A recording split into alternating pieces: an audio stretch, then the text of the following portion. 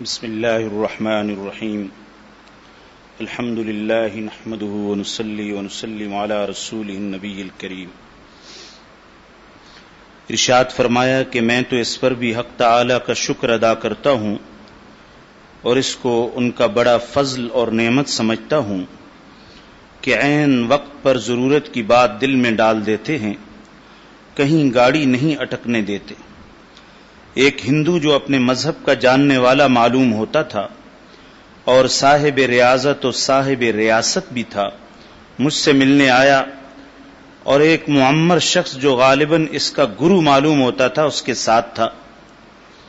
مجھ سے کہنے لگا کہ میں ایک سوال کرنا چاہتا ہوں، اگر اجازت ہو تو پیش کروں؟ میں نے کہا کہ کہیے، وہ سوال کیا ہے؟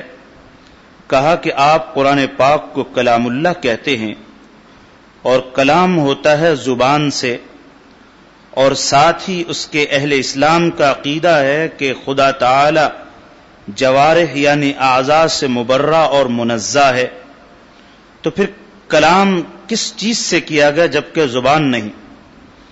میں نے کہا کہ انسان تو متکلم ہے بواسطہ زبان کے، جس سے معلوم ہوا کہ اصل متکلم زبان ہے، تو یہ بتلاؤ کہ اس زبان کی کون سی زبان ہے جس سے یہ متکلم ہے؟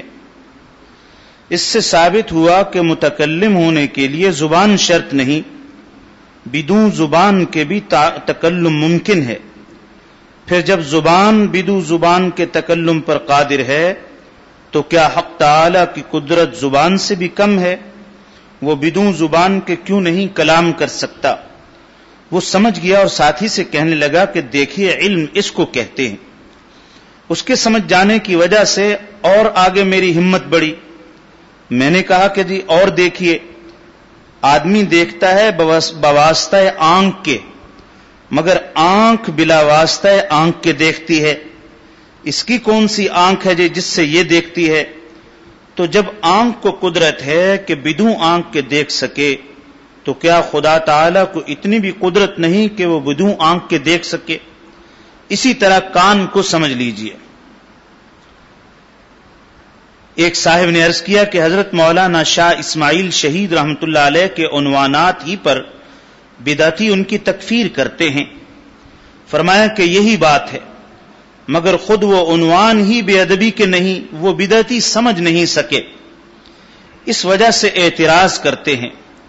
دیکھیے، ان عنوانات میں بڑا محل اعتراض عنوان یہ ہے کہ اگر خدا چاہے تو محمد جیسے صلی اللہ علیہ وسلم سینکڑوں بنا ڈالے، جس میں ظاہراً تحقیر کا موہم ہے لفظ بنا ڈالے۔ اسی عنوان کو ایک صاحب نے حضرت مولانا احمد علی صاحب سہارنپوری رحمۃ اللہ علیہ کے سامنے پیش کر کے اعتراض کیا تھا کہ حضرت اس میں تو حضور صلی اللہ علیہ وسلم کی تحقیر ہے۔ فرمایا کہ ہاں، مگر فعل کی تحقیر ہے، مفعول کی نہیں، یعنی فعل بنانے کی تحقیر ہے، مفعول یعنی حضور اکرم صلی اللہ علیہ وسلم کی تحقیر نہیں ہے۔ اس پر وہ بولے کہ محض بات بنائی جاتی ہے۔ یہ حضرات بڑے عالی ظرف ہوتے ہیں۔ حضرت مولانا احمد علی سہارنپوری رحمۃ اللہ علیہ سن کر خاموش ہو گئے۔ ایک روز اتفاق سے یہی صاحب حضرت مولانا سے کہنے لگے کہ حضرت اب تو بیضاوی شریف بھی چھپوا ڈالیے، تفسیر کی کتاب ہے۔ اس وقت حضرت نے فرمایا کہ یہ وہی ڈالنا ہے، سو یہ آپ کے بقول بیضاوی کی تحقیر ہے، اور قرآن اس کا جزو ہے۔ کل کی تحقیر جزو کی تحقیر ہے، اور قرآن کی تحقیر کفر ہے۔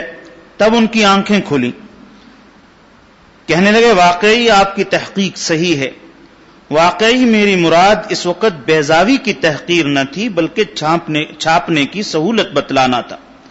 اب ان کی سمجھ میں آیا، یہ ہیں علوم، یہ حضرات تھے صاحب کمال۔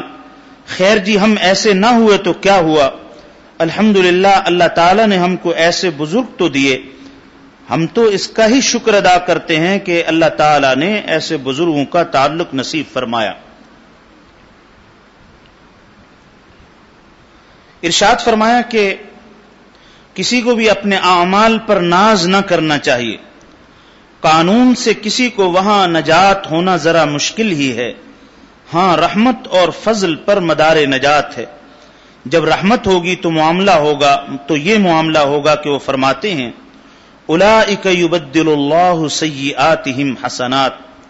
حضرت حاجی صاحب رحمۃ اللہ علیہ فرماتے تھے کہ یہ سیئات ہمارے وہ اعمال صالحہ ہیں جن کے ہم حقوق ادا نہیں کر سکے، تو وہ ہمارے ذام میں حسنات ہیں اور حقیقت میں سیئات۔ میرا ہی خود واقعہ ہے کہ ایک شخص تھے، مجھ کو پنکھا جل رہے تھے، کبھی ٹوپی اڑا دی، کبھی سر پر مار دیا۔ وہ تو خوش تھے کہ میں خدمت کر رہا ہوں، سو ان کے نزدیک تو وہ خدمت کامل خدمت تھی، مگر میرے دل سے کوئی اس وقت پوچھتا کہ وہ کیسی خدمت تھی۔ ایسے ہی ہماری نماز اور روزہ ہے، اسی کو فرماتے ہیں اولئک یبدل اللہ سیئاتہم حسنات۔ حق تعالی شانہ ہمیں فہم سلیم نصیب فرمائے۔